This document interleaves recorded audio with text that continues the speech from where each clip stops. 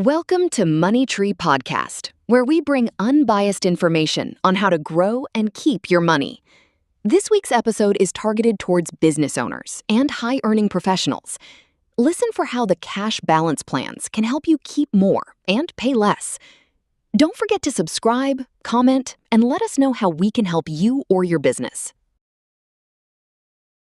So you've just had like your best year ever, right? Maybe you hit $1 million in profit, and your reward is this massive $400,000 bill from the IRS. Oh yeah, the classic success tax. Exactly. And you want to save for retirement, but your CPA says, well, you've already maxed out at $69,000. It feels like you're being punished, honestly. It really does.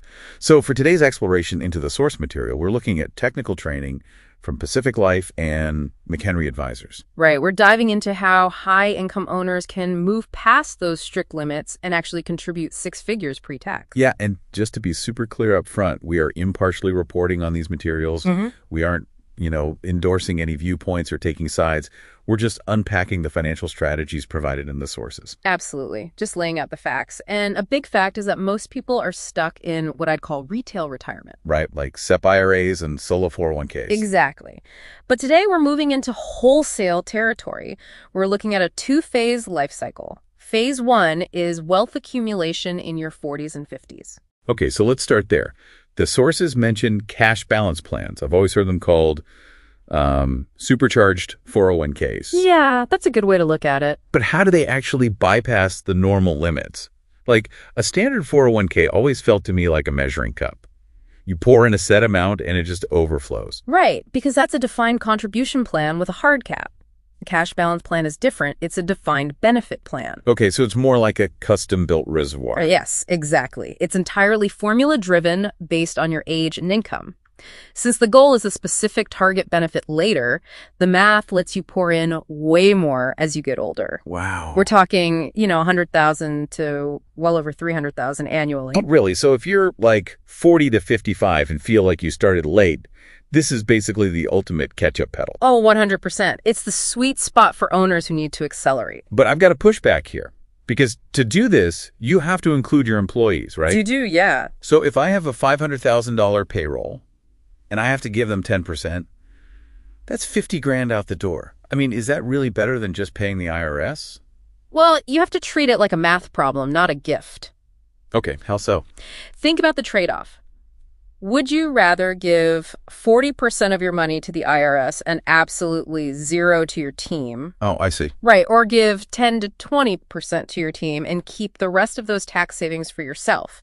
Usually owners keep like 80 to 98% of every dollar contributed. That makes a lot of sense. And there's a 3-year cliff vesting rule. Which is like golden handcuffs for the employees. Exactly. If they leave before 3 years, they don't get it. It actually recycles back into the plan for your future contributions. Okay, so it's a retention tool that's essentially paid for with tax dollars.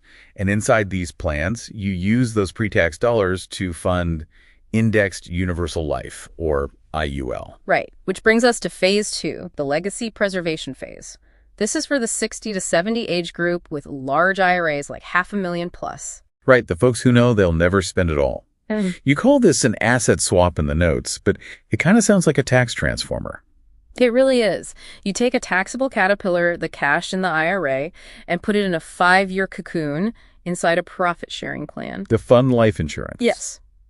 Okay, but moving life insurance out of a qualified plan into your personal name usually triggers a huge tax bill. How is this not just, moving the problem to a different pocket? It all comes down to valuation.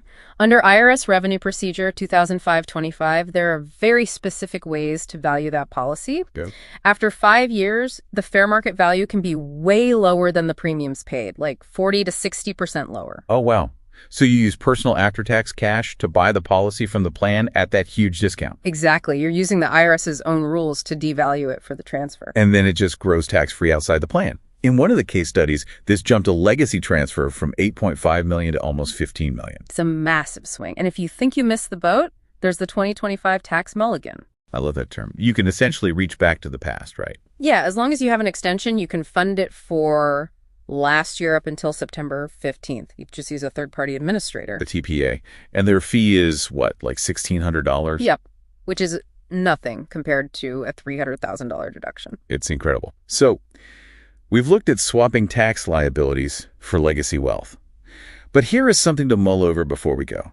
If you could essentially buy back your 2025 tax bill right now through that mulligan provision, how would that immediate $300,000 deduction change your business's capital strategy for the rest of this year? What could you build with the money you didn't give away?